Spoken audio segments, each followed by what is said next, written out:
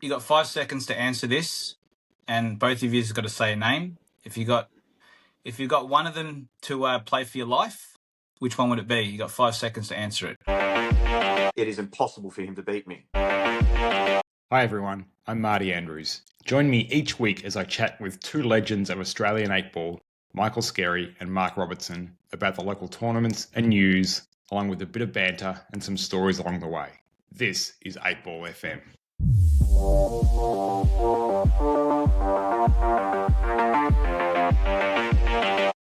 I was hoping to be able to regale you both with a beautiful story of my trip to the snow this last week. I was on a 5-day ski trip, and on day 2, I came down with a flu, spent 2 days in bed, and I'm still on the recovery of that now. I ran into Mark last night. I don't know if you noticed me last night, Mark. I was feeling a bit under the weather. Yeah, you did the fist bump. That's right. I was fist bumping everyone because I didn't want to get anyone sick. Anyway, so my week was actually pretty shit. Mick, how's your week been? My week's been amazing. I've waited a very long time, as most people know now, to get a new boat, and I got that about a week ago, and been out on it a couple of days over the last 3 or 4 days. So yeah, it's been an amazing week for me. A very emotional. It's been a great week. Other than that, with family and pool and everything's it's been a good week. So I can't complain. I'm happy as Larry at the moment. So yeah. That looks bloody amazing. So that's on, what's your channel called, Mick? Give it a quick plug. It's called Get Nibs, GETNNIBZ. So myself and my two brothers started that channel about 2.5 years ago, and it's just slowly climbing the ranks, and people are loving it. And yeah, we're just going out enjoying ourselves, having a bit of fun on the boat and recording it, and got friends on there too that come on every now and then, and one day see you guys again maybe on there. I know Mark's been on there with his family, and they'll be on there again soon. But yeah, it's good fun. You only live once, so yeah, good on you. Yeah, it looked like, I think I sent you a message and said like I don't know nothing about boats, and that thing looks bloody amazing. So it is. It's amazing. Yeah. So I'm not going to hide it. Hide the joy. We'll put a link to that in the show notes anyway, so people can go and have a look at that. Mark, welcome to you. How are you going? How's your week been? Yeah, it's been a good week. Nothing totally amazing happening, but that's kind of how I like it a lot of the times. Everything's really good. Yeah, everything seems on track, and all my goals and the family's goals and everything like that are just always chipping away at them. So yeah, nothing really spicy so far this week, but I'm a bit of a plain Jane at times, so that's fine for me. That's good. Happy with all of that. Thanks for joining me. Episode 1. Let's see how we go. See if there's a bit of interest in this. Fine. Yeah. Now, about a week ago, we just finished the Killer Crossover in Tasmania. Troy's been putting that event on for over a decade now, I'm going to say, and that's kind of become a bit of a fixture on the calendar. And Mark, you went down for the trip to the tournament. We'll talk about your results in a minute, but just give us a take on. I haven't been down. Give us a take on the venue, how the tournament's run, what the quality of the event itself's like. Well, I've never played in that. It's probably the equivalent of. I feel like I'm just a little bit skewish. There we go. It's probably the equivalent of the King's Cup in Canberra. I think that's Tassie's version of it. Tassie's on Supremes, which they were in fantastic condition. They weren't worn out. The cloths were great, perfectly leveled. Yeah, everything as far as like the playing conditions was fantastic. I haven't been down to Hobart ever, actually. So I like the town. It was my sort of town. It was a little bit more old school. Lots of shops and restaurants and cafes and all that sort of stuff, and it just had a really nice, quiet, chilled vibe about it. So I like that. The format for the tournament, double elimination the whole way. It's the grand final, the double elimination as well. Yeah. Okay, so if Justin had lost that, he had another chance. Yep. Yeah. Okay. So it's an interesting one. The double elimination the whole way. It's one of those ones where if you keep winning, it's a fantastic format. You love it because you feel invincible. You've got this armor on. This permanent second life. It's fantastic. And I've been in double elimination draws where I've been winning the whole way, and it's lovely. But when you lose, it is a long way back. And so I lost in the quarters against Rusty, as I do in every tournament now. Losing to Rusty in the quarters is just it's my thing. And then you look at the draw and you think, so this would have been my draw if I was to go on and win it. I had to play Alex Pace, very dangerous, into Cale Barrett. So I won those two, and then I lost to Tem. And if I beat Tem, I still had to play then McCartney, then Wayne Stubbs, and then beat Justin twice. So pretty brutal.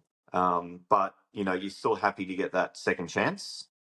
So the tournament that was on recently, the big Slate event, in the last 16, you lost your double life, and I was actually against that, but I think for the sake of a tournament and how it runs, and people who don't keep their second life for that long, I actually think it's a better format to remove the double life from about the last 16 or the quarters. Do you think you could be against it, or any of us could be against it because we're the ones that could actually win it as well? Go on. As in, say someone that might be happy with a quarters or a last 16, where they might not think they could win it. So losing their life, losing that second chance at the last 16 is actually good for them. Where someone like, say, us, where we can go on and win it, we probably want that double chance all the way to the final. So maybe the top end players would probably like that double elimination right up to the final, like what they did in Hobart, where, like the others that are happy making a quarters might be their best achievement or something like that, are happy just with taking away that life and putting more pressure on the top end players. I think it's better for the tournament actually at losing that at the last 16 as well, like what you're saying. So yeah. Well, if you have a look at the results, there's probably I think, in my opinion and other people's opinions, and I think the Calcutta showed this as well, myself, Rusty, Justin, Jake, and Tem, I think are the standout 5 players, and we made the top 6. And I think if you were to run that tournament, because they seed it as well, and because it's double life the whole way, those 5 players, let's say to make the top 8, will happen more often than not. So it does favour the better players, absolutely. But when you get down, so on the final day, it got down to 8 players. So there's 8 players left, and I still had to win 7 matches to win the tournament. It's really hard. Yeah, really hard. It's a long road, isn't it? Yeah. Yeah, but I like it as a viewer. That when you're watching, it's good that the double chance is gone because it's really easy to understand. Yeah. You win, you're through. You lose, you're out. You're in the quarters, you get the semis. You're more on the edge of your seat now watching it. Yeah. So, I think like even the final, like you've got a Tem and Justin, there's a weird dynamic to it that Justin, it's a mini free roll that first match in a way, you know what I mean? And Tem almost goes into that match. It's not 50-50 anymore. Justin is, he's going to win that match. Yeah.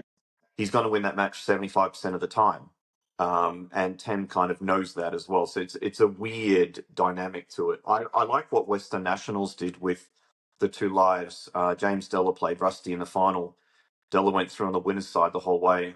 And in the final, they took his life off him, but they gave him an extra $2,000 prize money as a bonus for winning. Otherwise, if they didn't give him that money, now he's playing Rusty and he's taken his life away from him, and it feels a bit harsh, but so that was like his reward for that. Premiership kind of thing, you've finished top of the table yet. I think actually not a bad idea. Yeah, it's a good one. I think it's most fair. And I think the way I've mentally thought about it now with the double life and taking it off in the last 16, what it is because it's not seeded, that big Slate event, I think it's good because what it does is just at least those first 2 or 3 rounds, you don't want to lose first round. You don't want to draw a big name player in the early rounds. But if it does happen, it's a little bit of a protection for that. Like there Insurance was, policy. yeah, like there was Rusty versus Joel and Jake versus Tem in the first round of the Slate event. So it gives Massive you a little, matches. Massive. gives you a little bit of That was protection. unreal. You know, so Tem lost to Jake, but then made his way through the losers side and came back into the tournament, into the last 16, and now it was all even Steven again. So Now, the counter to this, of course, is Wayne Stubbs has had a massive run in this event. He's finished third overall. Yeah, a lot of people would be shocked from that, but Yeah, he's been around. He's been around a long time. He's a grinder. He absolutely. knows how to win. He's been around a lot longer than me, and he's. You look at him play. He doesn't look like much, but he gets the job done. And to a lot of people, it'd be a surprise, but to some of us, it's like, well, yeah, it's not really a surprise, you know, as much as it is others. So good on him. Good Yeah, on him. congratulations, Wayne. And that was I think he had one really massive match, which was he beat Rusty.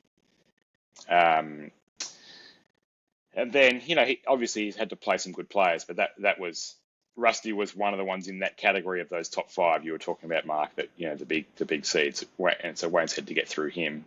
yeah, he beat Ricky Emery Yeah, in an early he did. round. Yeah.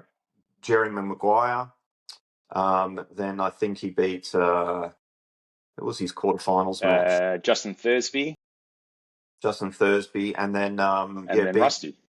beat Rusty, and then and only just lost to Justin. That was actually, I think it was 8-6 or something. Yeah, 8-6 result. He was Yeah. neck to neck with Justin for a while. Actually, it was to the point I think he might have been in front early on. and then and he only just lost to 10 as well to make it back into the finals. So the thing about Wayne is he's very good at, like, he doesn't care who he plays. Like, if he's playing Rusty or Jake or whatever, these guys, he actually plays better. He's one of the rare breed players where he'll actually play better against the better opponent he's playing against. Most Good on people him. aren't like that, so that works well for him. Yeah. But great tournament overall. Yeah, really good. And obviously, Justin's come away with the win there. Justin Sage, congrats to you, Justin. No surprises there from anyone, I guess. No, he was the best all weekend. Yeah, he was the best player. Yeah. Now, Mark, do you want to address your exit from the tournament? So everything. I've had a few people message me and stuff saying, "Hey, is everything fine?" Everything's actually fantastic. So do you want us to show? Do you want to show the vision? Should we put it up? I actually haven't seen it. Go on, let's see it. I haven't even watched it. I actually I deleted Facebook. My walk to the hotel is 200 meters away. Yeah. I had deleted Facebook before I even got in the elevator because I didn't want to hear anything. I didn't want to see anything. I didn't want a Rusty notification live stream or something. All right, it's the frame on the left here. So just to set the scene, because the scores weren't up, so I was watching this live and we actually didn't know what was going on.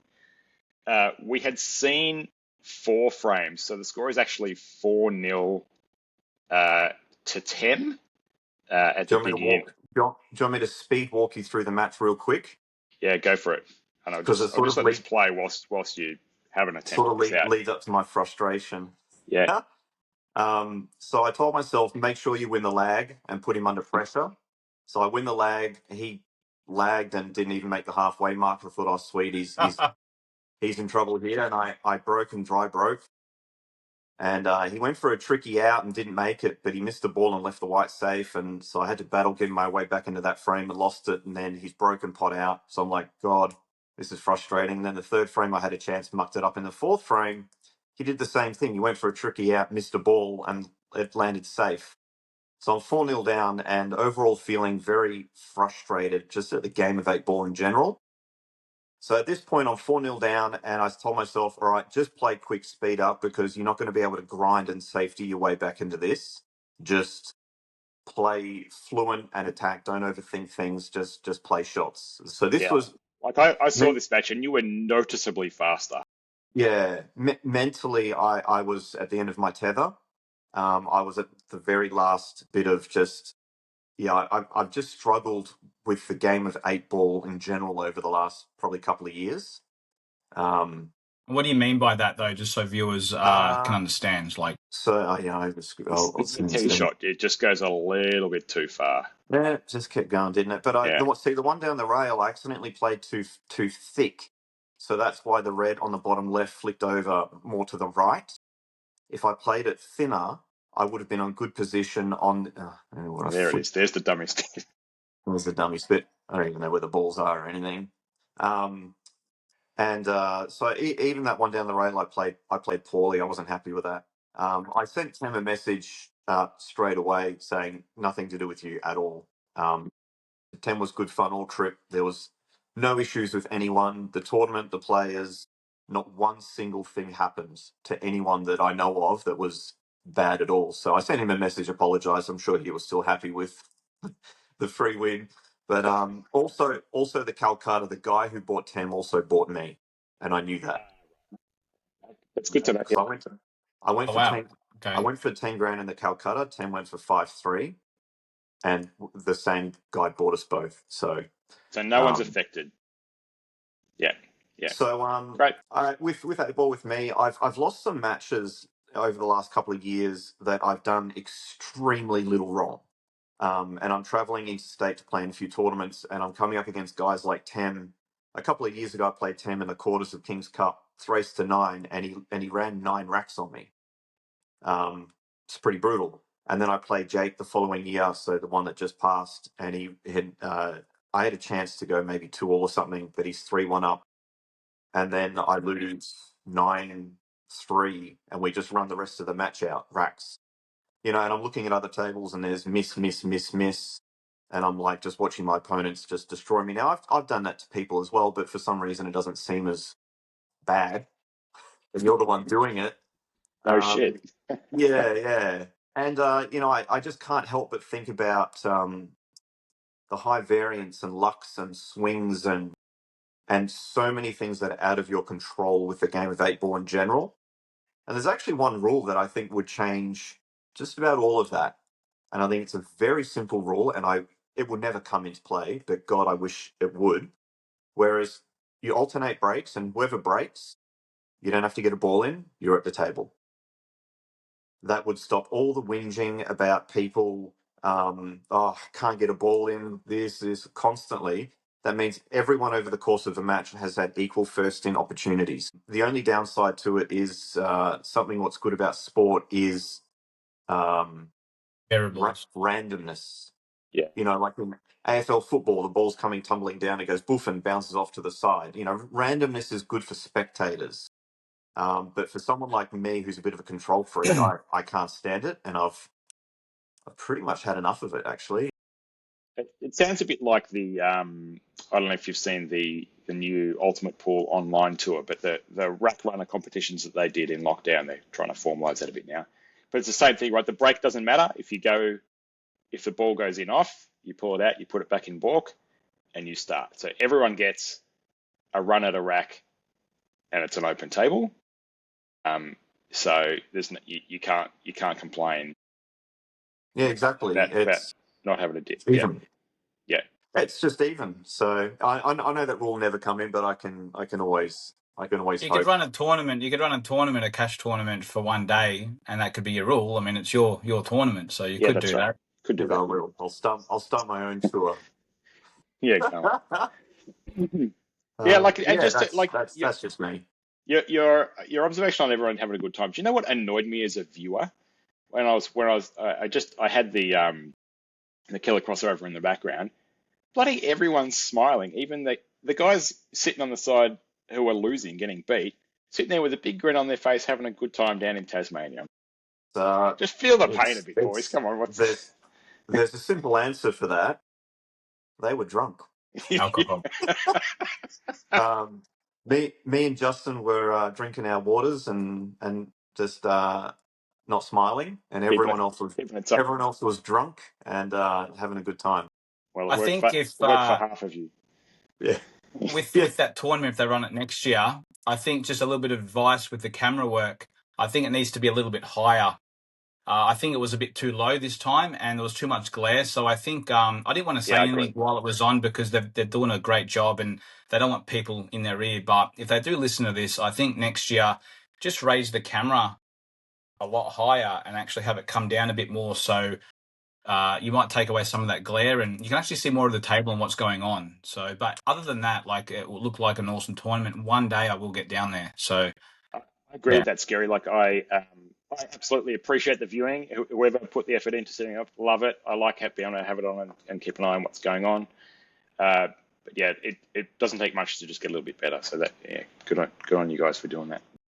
Did you watch any of it, Scerri?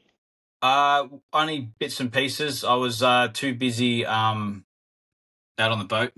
So I was just living a dream at that time. When Mark was playing, I was watching his matches, and some of the other matches I was just sort of zooming in and out. With his last one against Tem, I started about 5 minutes late, and I wasn't sure what the score was as well. So, but other than that, I did watch bits and pieces, but not a lot. So, yeah. All right. Thanks for the wrap there on the Killer Crossover, boys. Now, there are a few of the boys in the Australian team this week, boys and girls, I presume, who are headed off overseas because the world titles are coming up in Ireland this year. So I guess I just wanted to get a take. Let's talk about the men's team because you guys have been there many times between you. Give me a hot take, Mick, on the Australian men's team and how you think they might go. Well, I think this is a very good side for who's playing at the moment, and all the guys like your Kale and Young guys coming through, yeah. Yeah, I play with Jack Phillips on a Tuesday night, and I've literally the last 2 years just watching him play. He's just such a smooth, awesome player out there, and someone to represent Australia. You want someone like that. Your Andy Barnett's and the Foster boys, and I think we have a really good chance this year to bring back the world title. All these boys are raring to go. Rob Bowen, they're all happy to go. They wanna win it, and I think we're in good hands. I really do. I've been up there 3 times, and I've been up there twice at the start, and then the third time, because it's a lot of money, as we all know, it costs over 10K, $15,000, including time off work and stuff. So the third time, if I was ever going to go back, it had to be with a good side, and it happened to be with obviously Jake and Mark and all the other boys, and world champions. and we all agreed to go, and I said, okay, this is my opportunity to go away now again with a really good side and have a chance to win it. So we even booked Greece, Mark, Justin, and James Della. We booked Greece after the world titles for just go away for 3 days, and just in case we won, it would be awesome. But if we didn't, we can go away for 3 days. And sorry, there was a funny story about me in the pool, but Mark can say that later. Anyway, the Australian boys are they're going to do well. I think they're going to do well. So they're all very, very talented. Very, very talented. Robert, what's your hot take on that list? Yeah, I just wrote it down here. I actually see no weaknesses. No disrespect. That is true, yeah. Yeah, no disrespect to any players or teams in the past, but I've seen vulnerabilities, either a potential lack of skill or a lack of experience winning, or maybe some people who mentally could be on the dodgy side. But I'm looking at this list right now. I think it's perfect. I wouldn't put in any players or take out any players. I think this team is going to gel very well. I think it's a really good balance of very capable players, very skillful players, and players who are just they're going to look after themselves and do the right things. And I think I'm pretty sure Luke Foster's captain and Cale Barrett's vice captain. I think that's a very good choice. I'm pretty sure that's there. Luke is the kind of guy, he'll lead from the front they're going to be very boisterous. They're going to be very up and about. And also this team here, these players, they haven't gone over there 8 times and lost. Sometimes we're sending over teams that half the guys have gone over there half a dozen times and they don't win. They make the semis, they lose 8-5 or 12-7 or whatever it's raced to. And that seems to be the script. There's no script for these guys here. Yeah. The flip side of that, of course, is that it's a somewhat unproven team. I think the only exception there is Barney went last year, I think. Winners, that's it. And shot exceptional stats. Yeah. These guys are winners. Just hate losing in life. These guys, I don't know them all 100% personally, but from what I know of them, all of them have good lives. They've drawn success out of their own lives, and quite often that can translate onto the pool table. There's not going to be any whingers here. That's also important as well. No sooks, no whingers. I believe this team is favourite to win the world title. That's how much I actually rate this team. Do not be surprised if they win it all. Yeah, it is. Yeah. Let me challenge you in that because I think let me blow a little bit of wind up your asses for a moment. You're both part of what is probably the greatest Australian team that has ever been sent to the world titles in 2016. If you had that team from 2016 in a tournament with this team from 2025, and you had to seed the top 8, how many of this team make the top 8? How many of this team make our 2016 team? Yeah. And I'll call it out. I think of everyone in your team, like they're all still today the top seeds in major tournaments as they come around. The possible exception that is Adam Andreski. No disrespect to Adam, he absolutely stood up in that tournament, but he's just not the name that comes out in the seeds today, right? I'll tell you something about Adam. Max Wasley was meant to be in that side too, I think, and he pulled out. Right. In 2016. So I was captain of that team, and it's the first match, and pretty much every team I've ever captained ever, I've always gotten someone. Every player has always gotten a run in every match. That's something I try to always really try hard to do. Very first match in, we had it was a weird one where we had some guys. So Adam's on the bench. I've never played in a team with Adam before. Some of the guys played well but didn't happen to win their frames. Like Ruck ran on them, or they played a good safety but got punished. And the guys who actually won some frames didn't actually play that well. And I'm there with James Della, and we're like, oh God, we're coming into the last round. I'm thinking, we really got to get Adam into this match here. God, can't really sub anyone out. It's really sticky.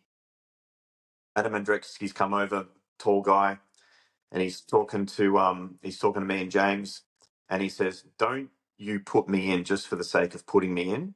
But I'll tell you what, when you do put me in, I'm going to make it swear word hard for you to take me out. And that was in the first match, and I thought we've just won the world title. That's what I honestly thought. How good is this guy? And that 10-second speech he gave me, because in other years I've had people say something similar because they're too nervous to play. Yeah. And they would just rather, hang on to James Della's, coach and just hopefully get pulled away, to a title. But he's there saying, when you do put me in, it's going to be I'm going to give you no reason to ever take me out again. And I just thought that's one of the best things I've ever heard.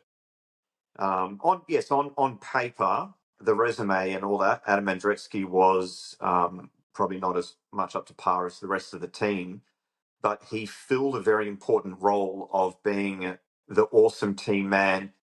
He's very tall, very loud, never complained, never did anything. And when he played, he still won a bunch of frames. I think he shot about 50% or something. Yeah, certainly his stats were good. There's no question. Yeah, I was trying to challenge you on the quality.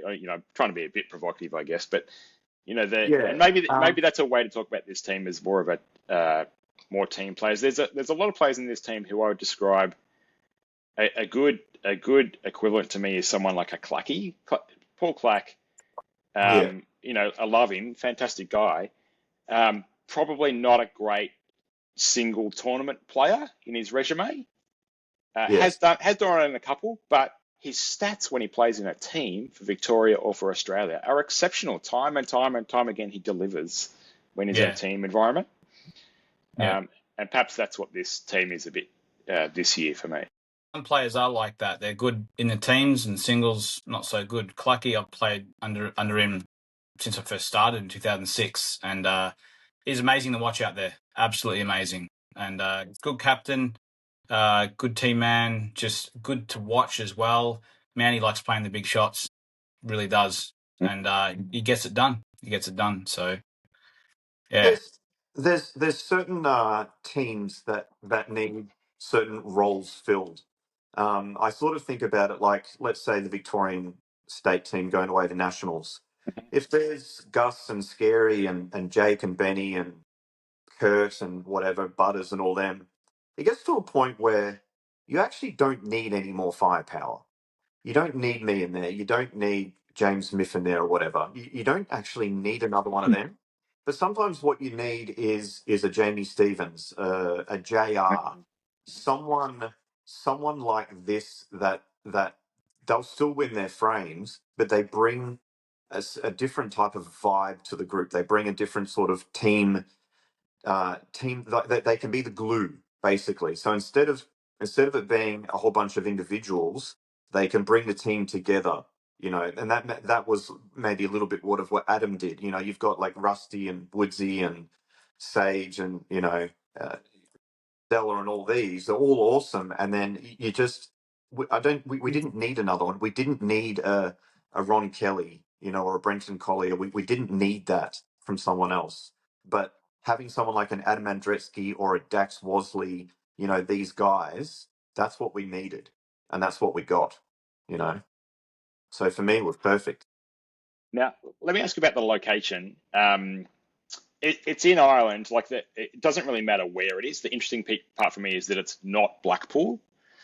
And I know here in Australia, it gets talked about a lot. Mick, you just covered this. It's so expensive to go that it's really hard for us to fill the best possible team every time, and it's expensive to get everyone over there. But I wonder I just want to ask you, is the reverse true? Like when you've been over to the Worlds, do the English team talk about that it's very local for them? Like they can literally stay at home and get up and drive I think a to the lot of them. venue? I Yeah. think a lot of them complain that they got to drive 2 hours. Yeah. It's They do, yeah, it's I was really happy with when it finally came to Australia. I said to Mark, let's obviously try out. We did that. We made the team as mates. We tried out and made the team, and then had to go away to nationals together as mates, and then make an Australian side, which we did.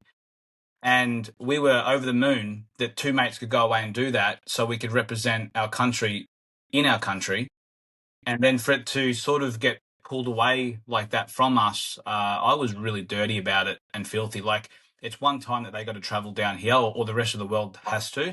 Fair enough, maybe not Albury. No offense to Albury, I think it's a great venue, but why not? Why not in Queensland, or why not Showcase one of the major cities. Melbourne? In Melbourne somewhere. Like, if you're going to make it happen, it's not every year. If you're going to make it happen big, and make it happen. So it was. Left a bad taste in my mouth, that one, because we spent a lot of money going away doing all this stuff as well, just so we can have a crack in our own hometown, and it just got pulled away because people didn't want to come, So, and we've travelled so yeah. many times up there. Everyone came out of the woodworks for that nationals. That was by Yeah, far the hardest nationals ever, and there will Yeah. never be nationals as hard as that. That was insanely hard at nationals because everyone wanted that opportunity to represent the country Yeah. you know, just once, But it just goes to show where the mentality is, when it comes to the rest of the world with eight ball. We've had to travel over there for decades, and they can't do it once. Well, I presume you might not have noticed yet, but the World Eight Ball Pool Federation is now the International Eight Ball Pool Association, and there's some kind of influence from Ultimate Pool, like they're going international rules, obviously. I haven't paid attention to the politics, but there's certainly change afoot, and the fact that it's not here in Australia this year, but it has moved out of Blackpool and it's going somewhere else. So hopefully there's an evolution here. Like what we've seen Lee Kendall do with Ultimate Pool over the last few years has been great. I see this kind of rise in professionalism of the game. I think change is good. Yeah, change is good. Yeah, the new rule set's good. I think it'll bring through a new generation of players. So hopefully that continues. And I wonder if that, even though it's not very far away comparatively to where Australia has to go to, I wonder if that just does affect the makeup of the England team in that open round robin Certainly event. does. Yeah. Yep. Certainly And does. there's still a lot of talk between black ball and international rules as well. You know, you got people liking international rules, you've got people liking black ball rules, and there's like this divide. You know, so I haven't played really much black ball rules at all. I know there's some nice rules in there, but you know, we can only try our best at one rule set and then try and be good at it. Because swapping in between, it's very hard, especially trying to be good at something as well and trying to win tournaments. So there's been a lot of talk between both, and I don't know, maybe one day, hopefully, we can just have one rule set and make it easy for everyone. But I doubt. And of course, Chinese 8-ball is becoming very big as well. So there's a third rule set. Yeah.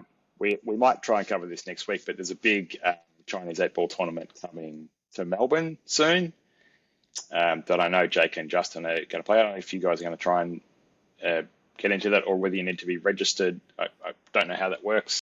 I'll look into it when it comes down, and I know Jake's got a table. We could go and have a hit at his, but I'll see what happens when it comes. But it's hard. It's hard. Yeah, it's a hard game, yeah, but good to see some more money and professionalism grow in another area of the sport as well. Yeah, I'm the same as Mick with the Chinese 8-ball. I'll just sort of see what happens. I've never hit a single ball on a Chinese 8-ball table. Someone asked me about it, and they're like, "Why don't you practice and all that?" And I said, "Well, because at the end of the day, I'm not going to put in as much time as Jake and Justin, so I'm going to be behind no matter what. So I'd rather just be further behind and not put in the practice, and then a little bit out, I'll have a few hits on the table and learn the rules and all that sort of stuff, and then I can actually have a go without any pressure or any expectation. You know, I'm not putting in 30 hours of practice a week. Just sort of I'll turn up on 10 hours practice and expect not to do well, and that's totally fine. And good luck to everyone else who's putting in the time; they deserve it. But if I happen to click where it is possible, then great. So that's more where I'm at. But so it's all moving in the right direction. Yeah, I think of those two guys, Jake and Justin, as the two professional pool players of Australia. Like it's their job, right? Like We couldn't pick a better two ambassadors for us to represent. Like Jake's Jake, funny. Justin gets it done on the table all the time. He's just both perfect role models for us, I think. And this to me is why they demand. You know, those guys turn up at a tournament and they demand the big money in the Calcutta, because even though, like Mark, for example, you might be at the same level technically, but Jake's putting in 5 hours a day. And like it's just going to get him an edge on the margins. Yeah. And it obviously it shows up in his results. He's probably won more tournaments in the country than anyone. That man. It's an interesting one, the Jake and Justin one. I still can't work out who's the better player. I think about it a lot, and I just think about them as people. They're so different. The way they play the game is different, but on the extreme high end of what they both want to do. Their winning ability and everything is very high. That's also why I see how they go in the Chinese 8-ball, and I look at their results and stuff, and I don't see me as better than them, or even can be better than them. So I think, okay, my best result is as good as what they're doing. You know what I mean? Like if we were sending over our best players and I thought I've got them well covered and they're getting decent results, I'd be probably more tempted to play. But I'm thinking, well, you've got Jake and Justin who have both won more things than me. They're both more consistent than me. They're both mentally tougher than me. why would I do any better than them, especially if I'm not going to be putting the time as them? So, and that actually, that's something that makes me happy. I'm thinking, well, I'll just see how they go, and Yeah, I would have said good luck to them. Jake's probably had more success on English tables, but Justin's had some. He's gone into the 9-ball a little bit and had some more success than Jake has there. So What do you mean more success on the English tables? Put it this way. Jake, well, Jake's he played in the Ultimate Pool Series. He won an event there, for example. You got 5 seconds to answer this, and both of you've got to say a name. If you got one of them to play for your life, which one would it be? You got 5 seconds to answer it. Justin.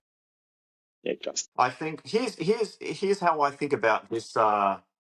It's sort of like a GOAT debate now. We've gone into. Yeah. I thought Jake's about got more this X the other factor day. though, right? Like that's the. I thought about this the other day, and I thought, for me, in my opinion, there's 5 players. None of them are me, because they've all simply won more than me. They've done better than me, and they're all very different. So it's an interesting one. You've got Alec for longevity. You're awesome. You're awesome too, Mick. But you go into my bracket. You go into the. That's still a good bracket. We're a lamb. We're in the lamb bracket. I dream of that bracket. You've got Alec, who I think has longevity. Pioneer, yeah, as well. Yeah. He's in a sort of a slightly different bracket. So you've got Alec for longevity. You got James Delahunty, who's probably, when he's at his best, he's the best player I've seen. He's probably the most dangerous and the most feared. But he plays for 2 years and then disappears for 3 years. So what he did up in the world titles, I have not seen that before from anyone. It was unreal what he did in just one frame pool. In that best team that you ever said, he was the standout best player. Then you've got like Justin, he never loses to someone that he should beat. He just never, and he does it in a different way to say, like Rusty and Jake do it. When people play Rusty and Jake, they have a heart attack. Like I'm talking about, like your average, say, Prem level player. You see them, they just basically, if they get to the black, they look like they just want to just pack their cue up and leave because they just get too nervous. Where people don't necessarily do that against Justin. Justin beats them because he's just relentless shot selection and consistency is definitely the best I've ever seen. And you've got Jake, who is he's probably got one of the best all-round games from as far as like aggression to safety goes. Ability to win through the roof, very feared player. And then you've got Rusty. God, Rusty. I don't know how he does it still, and it's probably the thing of why I'm like retiring from 8-ball. Rusty has retired me. But you can't deny Rusty's big stage, big match, big tournament presence. He's won multiple big guns. He won the Slate event. He done well up at Western Nationals. He's won so many other things.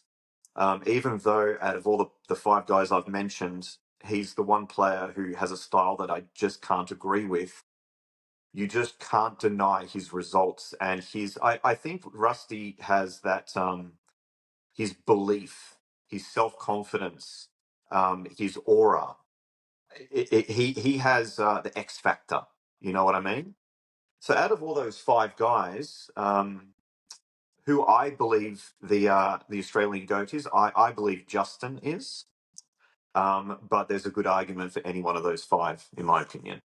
I think quickly going back to Alec too, in respect to him, I think when I'm at his age, I hope I can enjoy the game as much as what he does and the way he does it. Like it's a lot of respect there. I love him. I love seeing him rock up and try his guts out no matter who it is. He's there to win. No matter how good or bad he's playing, he's there to win, and that's it. That's it. And he's still enjoying it. So I just hope that as time goes on, when I go to tournaments, the one or two that I go to every year, I just want to go there and enjoy it. I might have a couple of socials with a few of the boys, but not as much as Jake and Tem. But but I just hope I can enjoy it like Alec does. On Alec, he sends this to me during the Tassie tournament. He sends this to me, and he says, in Canberra, you were a little bit like leaning off to the side and everything. And then he says, in Tassie, like where I was at, I don't know if you can see that or not. Hang on there. And he goes, Yeah. it looks like your elbow's a lot straighter. And he says, what did you do to work on that? And I'm like, Nice. work on that? And I'm like, man, I haven't thought about doing any of that for ages. And I'm thinking, here's Alec been playing. He's probably 15 years older than me, been playing for 20 years longer than me.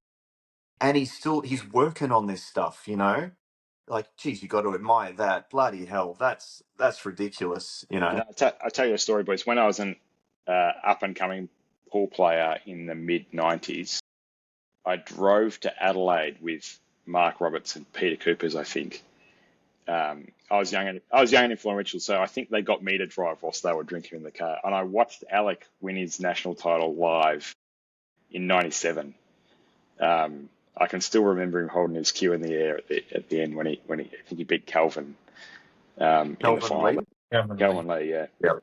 Like, that's 28 years ago. Yeah. And he turns up to tournaments today and he's still dangerous, right? He's more hungry than anyone. Yeah. He's a freak. Yeah, he just loves it. Alec is like what I call like a proper pool player. Like Alec is a pool player. JR is a pool player. Jake, Mikey Cacciola. These guys are like pool players. It's in their blood, kind of thing. A lot of the rest of us just sort of like fell into it. Yeah. Oh, they just love it. They love it. Who's your GOAT pick, Mick? Look, I go Justin too with that, only because I feel like he might make one less silly error or something playing for my life, I think. Yeah. But other than that, if I had to just pick one out of a hat and I got Jake or Justin, I wouldn't be phased. But if you put me on the spot quickly, for some reason, I'm going towards Justin, only because I just think he's going to play more of the calculated shot for my life. So, but it's less exciting, right? Like I think 100%. I would say I watch Jake all day. I watch I'd watch Jake all day. I'd watch Rusty all day. I'd watch Ben Noonan all day. I'd watch Della all day. Yeah.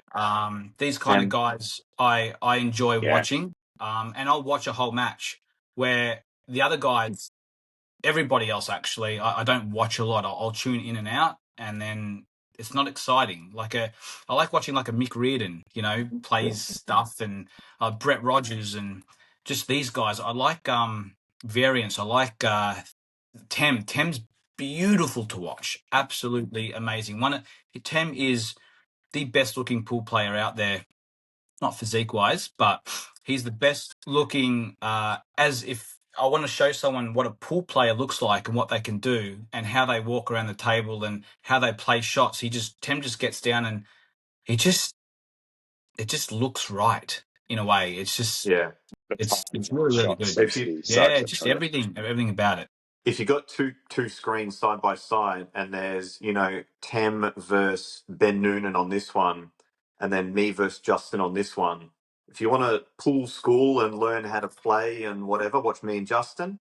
100%. But you will be focused on the Tem Ben match because that's where the your Alex pace against Rusty. Like that'd be really fun to watch. They'll do everything wrong, but that's what makes it entertaining. Is everything's all over the place and it's fun. Yeah. Just quickly on Justin, I think Justin's flaw, that his bottom level when he's playing at his worst is higher than everyone else's in the country. Yes. But I think someone like a Rusty or a Jake, their top level is higher than Justin's. They can kind of pull out an X factor. They're more likely to pull out a crazy out than Justin is. Justin's not. Certainly Rusty is. Justin's not dangerous like a Rusty or a Della or a No, that's Nooney. right. It's But he just won't do anything funny wrong. it's funny to because say he that. chooses not to. Yeah, there. Yeah. If you look at the stats and the results for the online rack running, me and Justin were comfortably the best two in the country at running racks, because a lot of the times, like your Dellas and Rusties and them, they'll keep going and push the boat out, where me and Justin back off now. Like Yeah. in a rack running sense, like me and Rusty, if we were to do 100 racks, it is impossible for him to beat me. I don't. He'll watch this, and you can send that to him. We will. On 7-footers or Supremes, Yeah. impossible for him to beat me at rack running. But yet in tournaments, he's more likely to go on a flurry and run racks, because he will keep pushing the boat out. He'll take chances. Yeah. He'll take on that triple, where Justin will flick off and play safe. But that's also at the same time what makes it very nervous playing Rusty, is you don't know what's going to happen. A very predictable playing Justin, so you feel more comfortable. Yeah, I'll say something that I normally wouldn't say, but I think out of all the players, I think Rusty makes me feel the most uncomfortable with just everything about him. Like you said, his aura, his demeanor around the table. He always puts you under the pump out on the table, just leaving the white in certain spots, whether it's trickery or not. It's he makes you feel very uncomfortable out there, and not very many people can actually do that. So I had a good example in Tassie. I'm playing Alex Pace, and if I win that, I play Cale Barrett. Cale is a better player than Alex. Alex is an awesome player, but Cale's just better. But I felt very nervous against Alex Pace. He's running around the table like a lunatic, playing all this craziness, and it's like you get caught up in their tornado. You get caught up in it, and you're like, whoa, it's the Matrix. You're dodging bullets here, and it's craziness. I get through that match, and then I play Cale, and Cale was like, standing prim and proper. His hair's all beautiful, and he's got his shirt tucked in, and he's chalking his cue nice. He's walking around the table, and he's looking at everything, and I thought, yeah, this is good. But I thought, geez, I'm comfortable right now. I feel like I'm playing me. Like I feel like he took 30 to 40 seconds on every shot. It was very, very nice, very good, but I never felt uncomfortable because I knew it was very predictable. So I suppose that's what people feel like when they play me, or Justin. Yeah. Let's move on. Just quickly, I'll touch on the nationals that are coming up in November. We might preview some of the teams in the coming couple of weeks and talk about them. They're playing on Rasson tables this year. I just wanted to get a quick comment on that. I don't know what they did last year. Were they on Supremes last year? Does anyone know? No, 7-footers. Yeah, okay. 7-footers, yeah. Shit, were they? I think they were 7-footers. I think.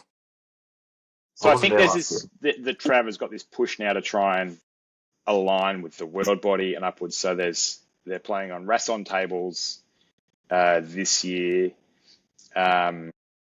International rules, obviously, which is fabulous to kind of see that trend. But do you think this is going to affect the play of the teams? A different table style. I don't know if you guys have tried this. I presume they're quite similar to Supremes. I would assume but I they're don't know. close to the Supremes, maybe a little bit more open. Look, at the end of the day, I'm not going to bag them until you try them. But I like the 7-footers. I've spent all my life, my 20-odd years, practicing on the 7-footers. And to go back to a 7-footer too, Mick. I didn't think, yeah, that's right. I've just got rid of my Supreme now, and a couple of weeks I'll have a 7-footer again, just because all the tournaments around here, they're all 7-footers. You might as well practice on what you're going to play on. But yeah, I like the 7-footers, and I didn't think that international rules would work on them, but I think it works on them very well, and I enjoy it. And all my time and effort's gone into the 7-footers, and I think it doesn't close the gap as much. Like on a Supreme or a Rasson or whatever, the gap is now closed between myself and a lower end player, and I can be beat more often than not. Where a 7-footer, that gap is still out here. And you think someone's just more likely to make it out because the pockets are a bit more open. 7-footer is a bit harder to play on. I think they're harder to play on. So, and look, it's not just that. I think we saw with Australia with some of the bigger comps that came over. and failed. I don't know whether they'll stay. So it's good that they're trying things. Maybe they'll stay forever. Who knows? But at the end of the day, it's good that they're trying things and going with it. And, it's best that they try something than don't try anything at all, I guess. Yeah, So agree, yeah. Mark, were the tables in Tassie Restaurants or were they Supremes? Supremes. Yeah, okay. Yeah. So similar. From what I understand, I don't think there's a very big difference from the Supremes and the Rassens. Like, because Australia's gone from different cut 7-foot slow cloth tables to Supremes. So there was a major difference there. So we're not going to struggle, going from a Supreme to a Rassen table. Maybe the cushion is a little different, or maybe, but it'll just, like, I'm going to Nationals and I don't intend on finding a Rassen table and having hit on it. I'm just expecting the pockets to play a bit bigger and all that. But I think the people who obsess over this stuff are the people who get nutty over tips and cues and cloths, and all of a sudden, it's humid outside, or then they start all it's too windy. What? But Jamo, we're inside. What does it matter if it's windy? No. The ruckus on the roof is causing vibrations down the walls, or I don't know. They just come up with all Nothing sorts of compares to shit. the 2001 Nationals in Cairns, where they had to introduce a rule because of the bugs on the table that the balls would hit and deviate off. I heard about that. Yeah, that's crazy. That's crazy. Yeah. did it happen to Jamo first? I think, look, me with the Rassens and all that and everything. I'm like Mick, where I got a bit of a bee in my bonnet with the world not coming to us for 1 year. So why are we adapting to how the rest of the world plays when we've got beautiful tables and Yeah. beautiful tradition here with our 7-footers? I got a nice new B&K table. JR's making good tables. Allcock's, all these really nice tables out there that are just really beautiful and honestly just look a lot better than a Supreme or a Rassen just in general. They're art. I feel like they're works of art. So the world doesn't want to come to us for 1 year, but yet we're basing our rules. I love international rules, by the way. I think they're better than the world rules. But now we're changing our tables, which no one wants to play on, for the rest of the world. So, 8 guys can go over there and play over there. Maybe there's a bigger picture in mind. Maybe there's light at the end of the tunnel. There's a big plan. It wouldn't hurt for them to actually, if there is, why not actually just let everyone There's a know? bit set. There's a sponsorship deal here in play. Yeah, but the thing is, all right. So here's my thing. You've got me started on this now. Yeah. Mick, you won a couple of Australian titles. This is not about the money, but this is a point. How much did you get when you won your Australian titles? $5,000 each. Yeah, and that was in 2014, 15? 14 and 15, yeah. So in 2012, when I won, I got 5,700. That was just a check they gave me with no conditions. Go and cash it. It's yours. Now, I believe when Justin won, it was something like $3,000 or $3,500. And that was a couple of years ago. So like 10 years after I won and 7 or 8 years after Mick won. But the tournaments are full of 128 players with backdraws. When I won, there was buys. They didn't fill a 128 player draw and inflation and all the rest. So if we're changing our rules, our tables, and we're bending to the rest of the world who won't come down and see us for 1 year, where's the love? Like the Australian team that's going away this year, I'm tipping they're having to pay all their stuff as always. At what point will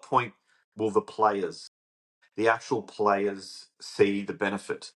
I don't know. Interesting. I did comment on kind of the rise of professionalism in the sport, but that's got to filter down through the organisations, through the national body, through the state bodies, and provide support for the players going to the nationals and then from the nationals to the worlds to make it more affordable. It's too expensive. Dan with Cue Ball TV does great. The arena and the camera setup, the filming, the commentary is all beautiful. That is it. But if you look at this Victorian side, I think Victoria is strong favourites to win this year's Nationals. So if it's so professional and the professionalism, where are the professionals? So like, let's say me, this is my 14th Nationals. I think the rest of the team combined have played in like 5. So Victoria's favourite, in my opinion, to win the Australian title. This is my 14th year, and the rest of the team combined, I think, have been to about 5. So where is everyone? Where are they? If it's getting more Yeah, professional, where are they? Where's the carrot? Where's the chocolate? Where's the If yeah. they do have something in the pipeline, if it's in the works, bring it out to everyone. Say, hey, everyone, look, in 3 years from now, it's going to be like this. So we recommend everyone plays the Nationals. Get your ranking up, get your profile, get all this sort of up, because in 3 years from now, first prize is going to be 30,000 or whatever. You could think of a whole range of No, scenarios. I hope that's true. I genuinely do, and I hope the next generation coming through, your Sean Dempsey's and your Jack Greens and your the Carl Barrett and Matty Kerwood and Toby Clark. I hope those guys as a generation see more money available in 8-ball than we did in our generation. And I know this stuff takes time, and kudos to the national and the world organization for doing some stuff. But you're right, like it's got to come through. Proof's in the pudding, right? Yeah, We'll see. we'll see. Well, like I said, I think we've had a very strong tradition for our nationals on our tables and stuff. If the players aren't going to see the love anytime over the next 2 or 3 years, I'd really like to see the Nationals go back to the 7-footers. And just, the world can do whatever they want. If the players aren't seeing any sort of love, then let's just go back to doing our thing. I do feel for the pool hall owners, like Georgia at Bar 8, for example, trying to go, we're shifting to Supremes, we're going to get some Supremes in. Now, okay, we're going to, does she have to keep following the trends and investing capital to kind of turn over the tables in the venues? That's difficult to do as a business owner, right? Like, it's hard enough to run those places without having to chop and change all the time. Yeah, 100%. All right.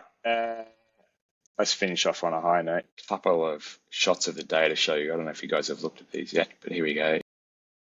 God, What's going to happen here? we've seen this. Not that one. Here's number one. This one's a good one. This came out on the World Heavyweight. This reminds me a little bit of Tim Dixon and his rest use. Just trying to get out of the way. Could take some tips here, maybe. Tim. I've seen this one. This is Yeah, I've You got seen away that from that one. really, really quick.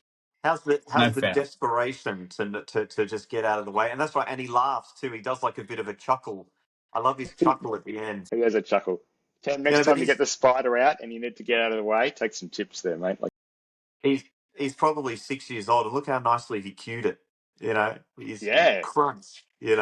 God, yeah. That's if you want to play Chinese 8-ball, that's what you're going to be playing against. 9-year-olds who can kick your ass. good So on him. I had a doozy yesterday with the rest. Potted the ball down the rail at Jord, and the white ball followed in and went straight in the pocket. So, yeah, I look pretty bad. Now, this was I actually didn't see many amazing shots in the killer crossover, but this is one. Now, Mark, you're on the receiving end of this one, but this is Mark versus Alex Pace on the right hand side. I don't know if you remember this shot, Mark, but this was I thought one of the shots of the event that I saw anyway. Yeah, I remember this one. This is the shit I'm talking about when you play these guys. Long face cross double at 1-all. Yeah. Ugh. See, Kale Barrett just lands on the red and knocks it in, so you don't care. Yeah, Alex does a long cross face double. Yeah, cracking finish there. Amazing. That's one of the shots that just chipped away at my what left I had. Well, yeah. The one that got me the most was a shot Rusty played. I wonder if I've got it on my phone. I'll see if I can find it. I think I did a recording of it. You guys talk while I have a look. Yeah. Anyway, that was like one of the great shots. A big length of the table face cut. obviously was in deep trouble. I actually think he put himself there. Like I should have rewound a little bit. I think he was on the out and had a crack. So Rusty's lost the white, as always. Yeah, I think it's like 6-5. yeah. Oh, yes, I remember that. Off the black. Frees up the black, almost goes in off, and lands plumb. Sets the black up beautifully. Yeah. Yeah, And yeah, it doesn't yeah. have to do anything with the last thread. He can just roll it in and then naturally land on the black down the rail. And he's gone about the whole out, like completely wrong. Like, yeah. It's just disgusting. He does it all the time to me. Yeah. Well, there you go. Rusty. Well, thanks, gents, for joining me. That was Appreciate really it. a bit of fun. Good chat. Yeah. Let's see how this goes. We'll see if we get a bit of interest. Yeah. Hopefully people like it, and we can do it again and have some more chats about pool next week. Yeah, Sounds good. Thanks, gents. Cheers, boys. Bye. Take it easy. If you like that, please like and subscribe on YouTube or follow us on your favorite podcast player.